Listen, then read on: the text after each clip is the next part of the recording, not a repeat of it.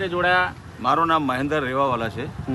Actually અમારી હડતાલ નથી, સ્વૈચ્છિક રીતે અમે બંધ પાડેલું છે અને એ બંધ પાડવાનું કારણ જ છે કે પોલીસવાળા અને આરટીઓવાળા જે રીતે અમને લોકોને વધારે પડતા હેરાન કરે છે, હેરાન કરીને બધી રીતે દંડ લાંબો ટૂંકો લેવા માંગે છે, પણ દંડ ભરીએ ક્યાંથી? હજુ તો સ્કૂલ સ્ટાર્ટ થઈ।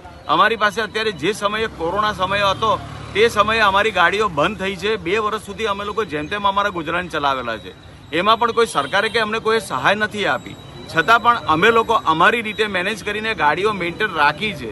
ટેક્સી મેક્સી ગાડીઓ એ લોકો ટાર્ગેટ કરે છે અને ટેક્સી મેક્સી ગાડીઓ જ પકડે છે અને પ્રાઇવેટ ગાડીઓ જે પણ કોઈ છે એ પ્રાઇવેટ ગાડીને એ લોકો દંડ બી આપે છે અને બધું કરે છે અને એમ કહે છે કે તમારી ગાડીમાં 12 જ છોકરા બેસાડો। ભાઈ અમે 12 બેસાડીએ, બાકીના છોકરાનું બર્ડન પેરેન્ટ્સ પર જશે। અમારે એવું નથી કરવું, અમારે તો બધી રીતે બંને બાજુથી એકબીજાના સહકારથી કામ કરવું છે। આ જે શાળા બાળકો લાવવા લઈ જવાનું કામ છે તે અસલમાં ઓરિજિનલ જ્યારે બાલ મંદિરો ચાલતા હતા ત્યારે તેડાગઢ બાઈઓ હતી તે છોકરાઓને આંગળી પકડીને લઈ જતી હતી।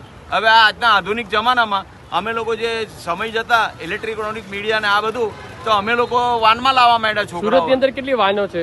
20,000 થી ઉપર વાહનો છે।